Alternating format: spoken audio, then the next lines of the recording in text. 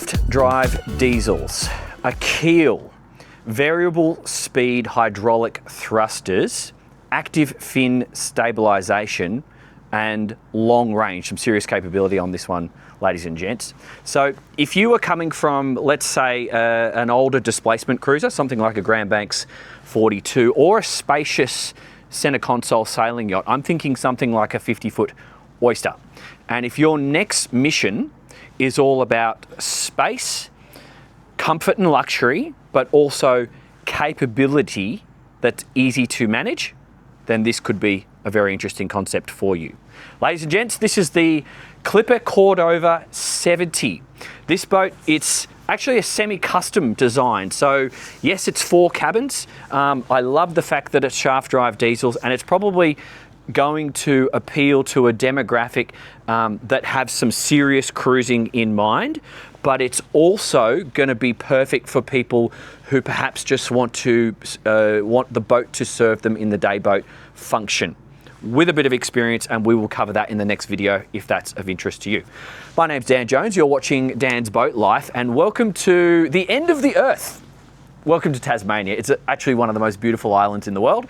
We don't have the best weather today, and it's actually been the perfect weather conditions for us to test this boat. So yes, in the next video, if you are a buyer, come along with us, I should say, and we will take the boat right through her paces. We're going to talk to you about the fuel flows. She's a displacement ship, but she's a semi-displacement. She will go up into the teens, nudging maybe 20 if you're lucky, depending on your fuel load. So yes, you can outrun a storm, and I think that's going to be one of the big key points of difference if you are comparing this to a trawler style yacht, which will not give you that capability. So lots to talk about. This is the tour, and we'll just start up here on the Flybridge. You can see this is an owned boat. It has been fully customized. We actually can do a small tender and toys deployment up on the Flybridge, but because this boat has been fitted with the extended swim platform, which is a hydraulic drop-down swim platform, we can also stow a decent tender out the back, so you have options. We've actually got all, this is paddleboard storage. We took them off for the shoot because I didn't want it to clutter the visuals, but we've got surfboards and paddleboards on this side, and same again on this side. This can obviously be used as a sun deck when not in toy storage mode, and your Barbie station is just in here, and we do have twin cookers just here, so it's a proper Barbie station, storage below, and then we do have a little bit of overhang. So the GRP overhang is here, and then you've got some more sun protection aft with some lights bathing this area should you need. So it's a bit of a multifunctional space because you can put the bean bags out here in the sun, stow the toys, do as you wish. As you'll see, this particular model, she is the enclosed fly, but you don't need to do it enclosed fly. You can have an open fly with a full hardtop roof, or you can do a Euro style where the back is like a concertina opening roof. So if you want to do more sort of Mediterranean vibes, that is possible, but this one is more suited for, I would argue, tropical climates where you want to be in the AC, and places like this where you can get real winters as opposed to what we get up north. So come inside, and we've got awesome views. We are on the active fin stabilization right now. So we've got the genset running and we've got the fins operating. So if you're looking for a little bit of a luxury home on the water that's going to be stable, this is potentially going to be a very good option for you because she's got quite a low center of gravity. We do have quite a lot of weight down low, and her inherent stability is really good, but you add the fins and it's even better. So we've got a fridge, we've got a drink preparation just here. I'm pretty sure that would be pop-up TV. I didn't check that, so don't hold me to it. Storage underneath here, decent sort of size, comfort factor. This is all AC. Up here, speakers dotted around there, all the high quality ones, drinks fridges in there, and then we've got more storage, beautiful Corian behind the helm, and then come on and have a look up here. So multiple places to operate the boat from. So up here on the Flybridge, obviously we've got twin Garmin multifunctional displays just there. You see the joystick, it is not IPS. So I just want to remind you, it is a shaft drive vessel. You're probably going to see this same joystick on many of my IPS videos, but it's joystick via the hydraulic variable speed bow and stern thruster and the throttle. So you're operating it through this system, and then you can always take command and do throttles only. And then there's also downstairs, there's separate buttons for operating the bow and stern thruster should you wish. Wiper controls here, Garmin, and then we've got bilges, nav lights, multiple searchlights, and then we've got our anchor control from here. We can also do it from downstairs, VHF, and then Bluetooth stereo system just here. Engine start stop is possible, adjustable wheel, and I'm just going to point out these are ultra comfy seats, really, really nice for long passage. This boat has come from Queensland and cruised the Australian coast. They had such big swells on the way across Bass Strait, one of the roughest waterways in the world. They actually lost a $50,000 tender off the transom. A big wave just took it, snapped all the attachments, and it's somewhere floating on its way to New Zealand by now, I would say. Huge amount of storage in here, so you could put light items, and obviously it gives you access into the technical spaces. This here and this here will fold down. So if you're in a seaway and you're rolling around, I'd suggest you drop these, so then you've got no risk of people falling downstairs. AC control 240 or 110 depending on where you are in the world, and we do have these opening ports for natural ventilation on either side, but don't forget the whole area is AC'd, so it's not totally necessary. And then we do have a bit of overhang just here, so for the midday sun it's going to be giving you a little bit of shade on this windscreen here for cooling the whole place down a little bit. Windscreen wipers 1, 2, 3, and some lights there for your charts. Come on downstairs and we might head straight out back. Okay, so we're going to come back to this in a second, but just have a quick look around the visibility. This is all Lumar glass, expensive stuff. And we've got 2 opening doors, port and starboard, and a massive amount of space. In terms of, I honestly do believe the 70 foot is the new 50 foot with the technology that is available to us today. Many of you who are coming out of something in that 50 foot range that require the extra space that a boat of this caliber will offer, it's now possible through technology and design to essentially achieve it without shitting yourself. These are boats that can be managed short-handed. We've already done it today, and this is also of a design that it's not overtaken by the weather so quickly as opposed to lighter boats. So things happen a bit slower, and therefore you have more time to think. So as you can see, we've got dual bow rollers, big stainless steel stuff. This is actually dammed. We've got drains here, but we'll also drain out. We've got 100 meters. We're on stainless chain, comes standard with Galley. This is the emergency anchor. That's actually chain and then to road. And I'll just show you how deep the anchor locker is. We've got one on either side, and we can see we've got some spare rope in there as well. Okay. Nice high gunnels, super safe, somewhere to hold on everywhere. We've got quite a cute sun lounge. Down here in Tassie, you're probably less likely to hang out here too much, but it is worth pointing out escape hatch and ventilation just here. That will lift up, so you can always open it. You can operate the anchor with the foot pedals here and here. 3 windscreen wipers at the lower helm, and only the 1 step, so it's good in the lower light. You'll still see this step with the stainless steel railing just there. Courtesy light as well, so it won't disappear. All of this is GRP. That is actually a timber cap rail fiberglassed over just here, and you see courtesy lights, and just look at the height. So from a safety perspective, you're really not going to fall, and it is quite wide. It feels like you're on a bit of a ship here. So forward midship cleats, big windows, opening ports here and here, and then we come back, we've got just the 2 steps, and now we're going on to the teak. This is common for Australia. Other parts of the world, yes, you might want to do teak all the way forward, and I'm sure you can talk to the factory and do that should you wish. There's actually 4 diesel tanks on board, and we've got a total of about 6,000 litres available to us. And what we'll do, we'll head straight out to the swim platform and just give you an appreciation of how big this is. because you don't have to have this platform. You can have a standard shortened version should you wish, or you can have this hydraulically operated extendable drop-down platform. So this one has got the holes just here to allow the air to pass through when you're dropping it in the water. We've got the chocks for this little temporary tender, because as I mentioned, the big luxury brig is floating on its way to New Zealand somewhere. But you'll see these holes here. This allows you to both put the safety rails in place and also to store them as well. So you've got a few options how you wish to set this up. So if you want to create one big safe area for a bit of a party out the back here, if the tender is not in place, you can do that. Or if you have the tender in place, you can bring it back. As you can see, we've got the barbie, we've got another barbie here, and then we can do rod holders and fish or bait prep station just there. We do have a telescopic swim ladder jutting out on the starboard side. I've just left that one there so you can see. Access into the lazarette is through here.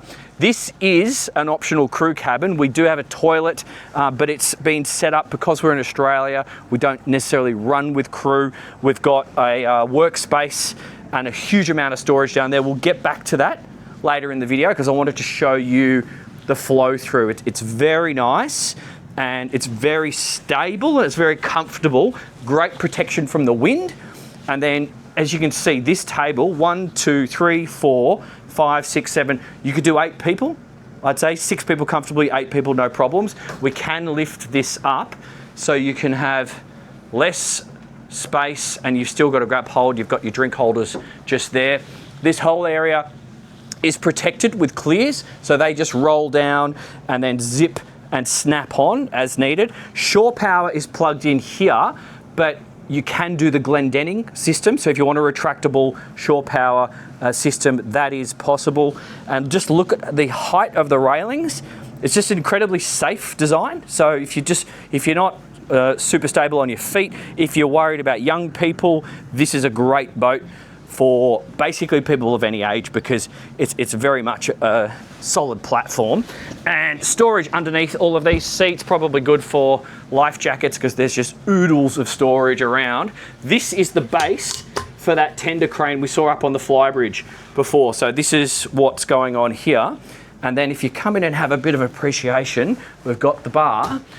These fold up windows there's 2 of them. So you can just pop one up or do both of them depending on what Mother Nature is doing for you.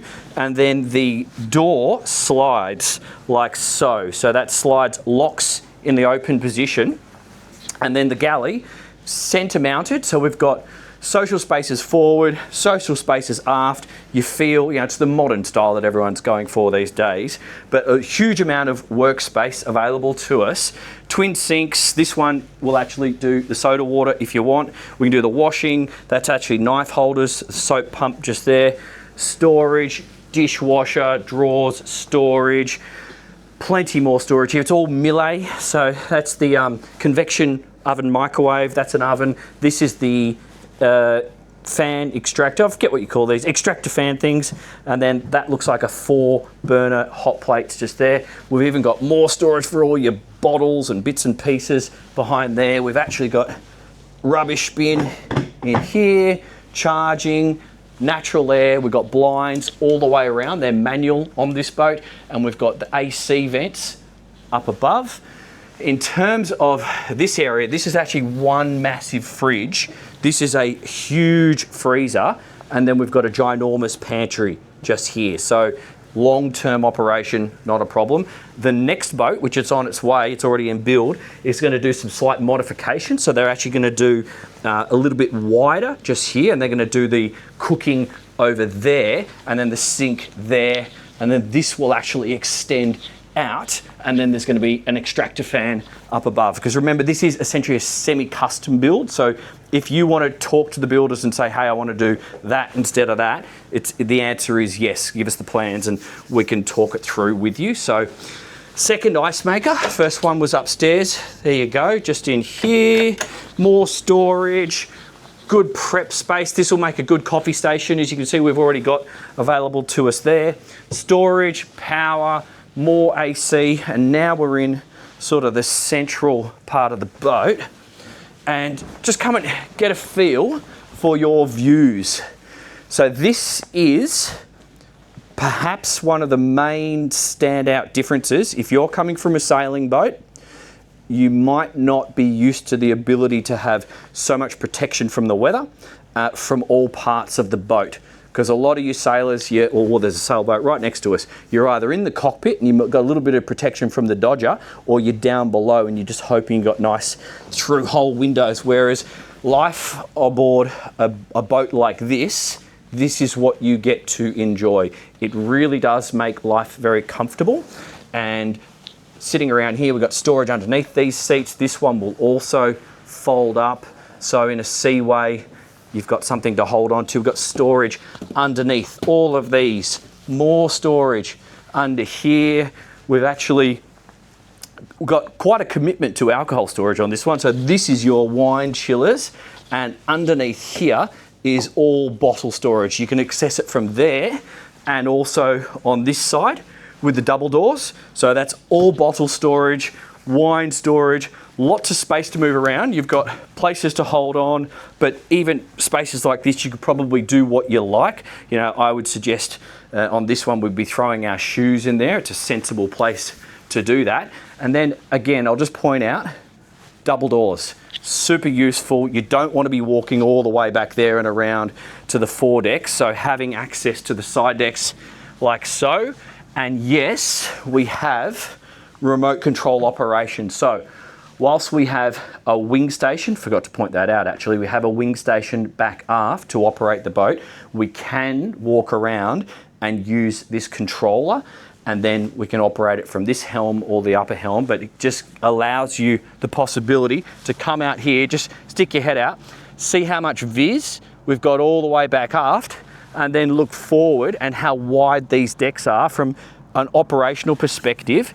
That makes life a little bit easier, because if all your guests who perhaps don't know what they're doing, you could sit them down there or back there and then pick a side, and you and whoever else is helping you with the lines can just run the boat without interruption. So it's kind of nice, but also having this flow through. A lot of these boats of this size that I see in Europe, they're kind of designing them around crew. So they'll put a separation wall here. So it's very antisocial, which we don't want, because we want to be able to drive and talk to our mates, which we can.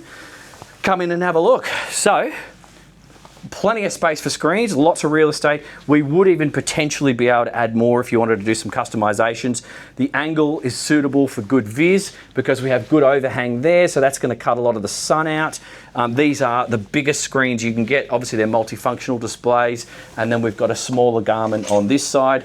This was the operation of the thrusters that I was talking about. This is your engine ignition start stop there. Throttles, wipers, anchor control, searchlights, horn, autopilot, bilges. This is the joystick.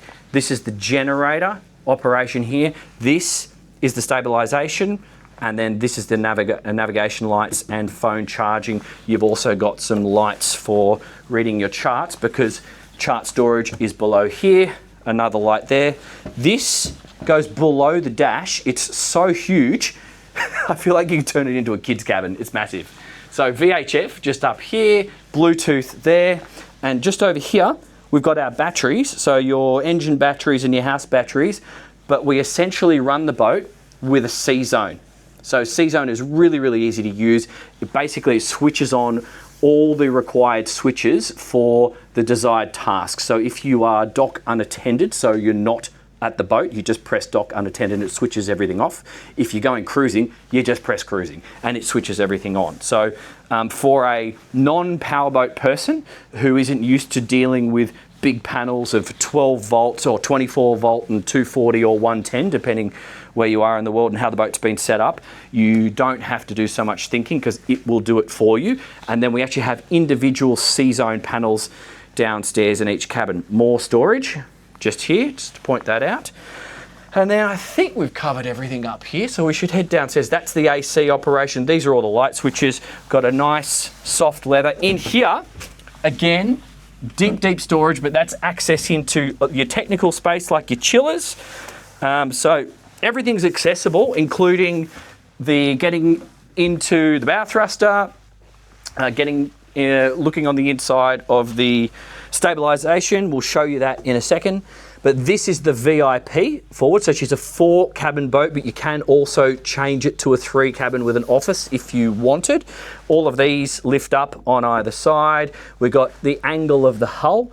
As you can see, that's giving us the shape of the cabin, but this is an island berth, makes life easy for both people. If someone needs to get up and have a pee in the night, not going to bother the other person. But we do have cupboards and then drawers, 1, 2, 3, 4, and then we can also get in underneath the floor. Nothing's being hidden from us. We have a television up on the bulkhead on the port side. The air conditioning is actually venting up above. These slits here give us the air conditioning, and if you just come around here, Jack, I'll just show you the combined head and shower.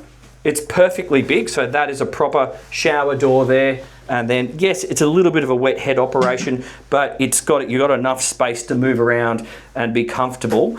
And then you've got the vanity just here with the mirror. We do have an opening port and air conditioning, and then a hanging locker space just on the port side. But I would suggest the day head is probably this one. So if you come back, Jack, and I'll just open that up and show you guys. That's the day head. Again, you've got the combined head and shower and the vanity, and obviously holding tank, but you can access it through this door from this cabin. So you do have private access, but this cabin here is double bed. You could option this from build as 2 singles if you wish, but this one has been set up as is. Lots and lots of headroom, TV, hanging locker, and did I see storage below? That's right, this lifts so we can get underneath the bed if you need. So you guys follow me through here. This is cool. This is actually quite a wide bunk. So we've got 2 offset singles, but on the next boat, the owner is actually going to turn this into an office, which I think is quite cool. I know quite a few of my friends are actually doing that on their own boats because they're kind of doing work from boat vibes. So single, and then we've got, I would call that a 1.5. That's quite a beamy berth just there. We've got some charging points, air conditioning, fans. We've also got cupboard in here, so proper hanging locker in here for storage. And so that's a nice space, and you can kind of do as you see fit.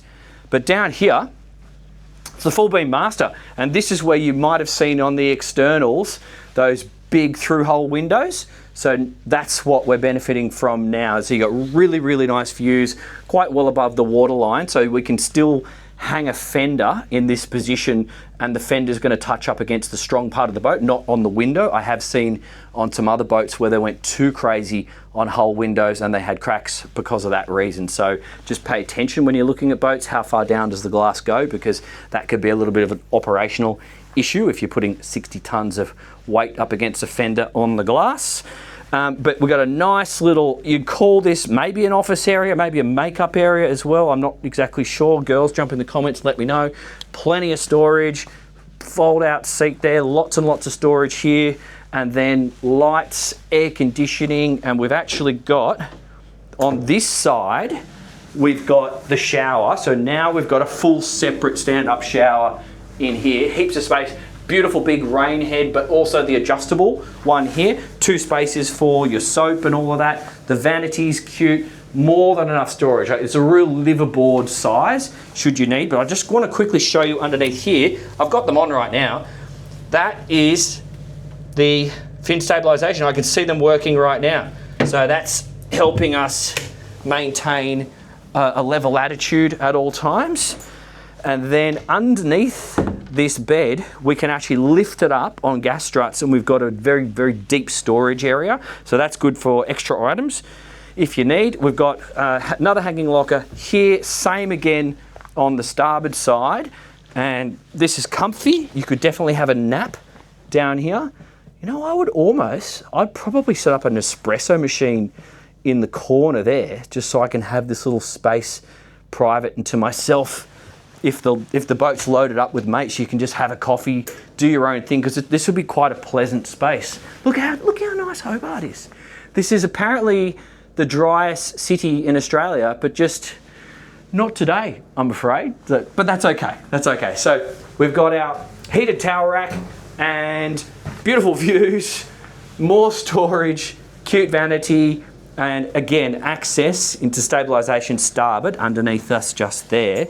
And did I mention you can get underneath the bed under the forward VIP and easily access the bow thruster. I can't remember if I told you or not. But let's head upstairs and we'll go down the starboard side because I didn't go down there before. So this would be midships cleats forward, but you've also got more aft. So running your forward and aft springs isn't going to be a problem.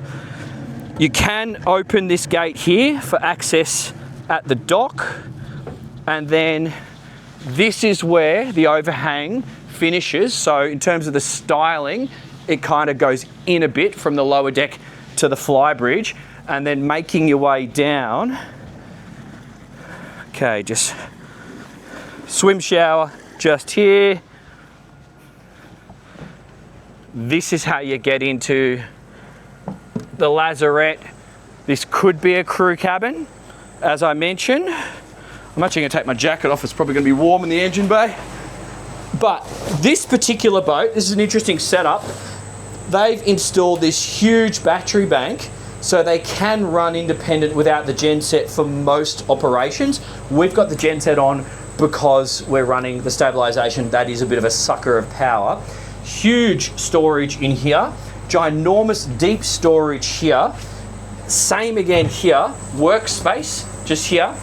On the next boat, they're actually going to be raising the roof line just here by about that much. So this will be standing headroom on the next one, but we have a large head and shower unit in here. And then we've got a washer dryer combo on this boat, but as you can see, we've actually got space for washer and dryer should you wish. And then we go through the watertight bulkhead, go through this door into the engine bay. So this is a shaft drive, twin Volvos, D13 800s, straight shafts. But we're taking the hydraulics off both motors, and that's giving us the hydraulic power for the bow and stern thruster, and we also have a hydraulic windlass up on the bow. So we'll just start on the starboard side. It's pretty easy to sort of get your head around all this. We've got 2 diesel tanks, one on either side. That's our Fireboy system. So the tanks are behind here, and then they all have sight gauges. You may be able to see this one here on the walls. We've got sight gauge, and then above the motors, I like how this has been set up. It's essentially like another workspace or a tool space, and it also helps you so you don't fall on the motors, something to hold on to. We got dual Raycor filters for all the tanks. We're running the single genset. Now, if you wanted to have a night genset, it would be possible to mount that in the lazarette aft, but we don't need it because we've got that battery bank. But talk to your dealer and work out whether that's sort of a requirement for yourself. So, genset forward, we've got more fuel tanks on the port side. You'll see our hot water heater just tucked in there. This is the control for the stabilisations. This is all our inverter chargers and our sleepener just on the centre line here, some of the power distribution. But as you can see, it's essentially full stand-up headroom. It's actually not even too hot in here, so that genset's not too bad. And all our crank batteries, I was standing in the way, they're on the centre line underneath the genset. So it's all pretty easy to work out. So guys, I've got a new Patreon account. You can post your questions there and I'll submit video answers. And for those of you who just want to support the channel, you can also get a hat. Who's going to see the most value out of considering a purchase of a boat like this?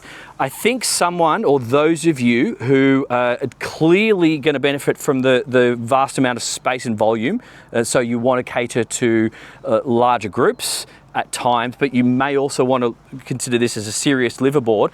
But I also see people who are perhaps still working, still busy, and still have stuff to do in their lives. The reason I say that, I've also been out and testing on some serious trawler yachts, also my sailing boats, and the concept or the mission I see for those boats are for those of you who maybe have retired and you have got lots of time on your hands and you are just going to disappear for a long time.